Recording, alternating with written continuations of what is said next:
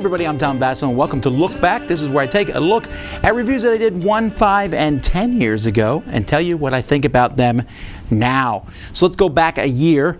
Played several bad games a year ago this week. Pacemaker Extreme, which is, getting shocked.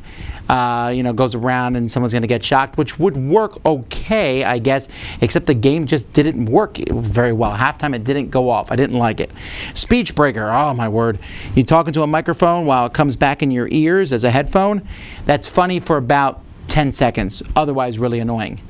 Gretchen's.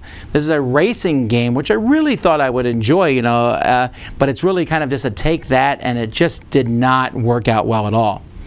Champion of the Wild. I was really pumped about this one, where you would pick an animal in an Olympic event and explain why that animal should win. But the game feels like it's half-baked, like you pick the same animal for several events, and then that's it. The game's over. And it's just really discussion at the end of the day. I wasn't impressed by it. Shutterbug. This is from Calliope Games and about taking pictures of like jackalopes and stuff in the wild. An interesting theme. Bad graphic design, and at the end of the day, the game just felt awfully random. Cerebra, the Inside World. I get this game. I get why people will enjoy it.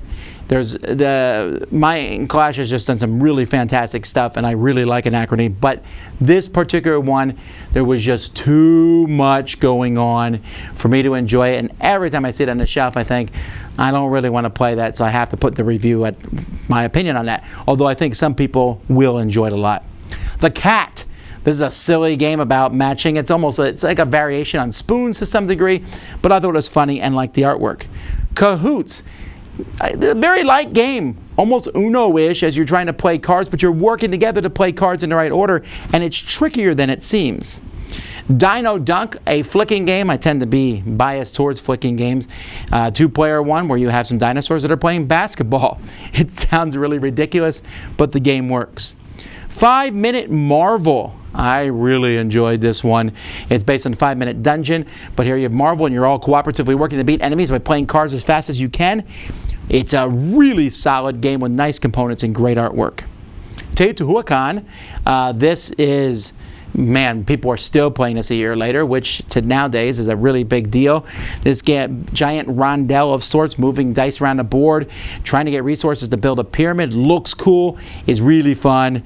Just still enjoying this one. And Beasts of Balance Battle. This is an expansion for Beasts of Balance, which will let you play against another player. It wasn't really a game before, just kind of see how high of a score you can get. Now you're playing against somebody else, and I enjoyed that a lot.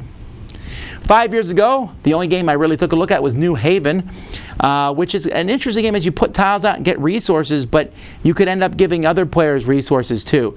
It looked a little bland and probably a little forgettable.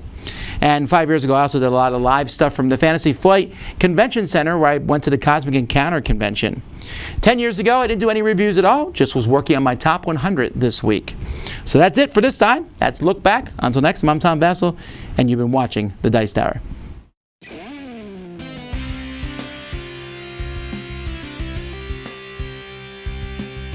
Thanks so much for watching another Dice Tower video.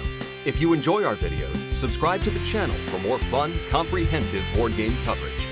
Also, consider joining us at one of our events. Come to Dice Tower Retreat, a small, intimate gathering where gaming is king. Join us for Dice Tower Cruise, the largest board game cruise. Attend Dice Tower West in Las Vegas for gaming fun on the West Coast, or Dice Tower East in Orlando in sunny Florida.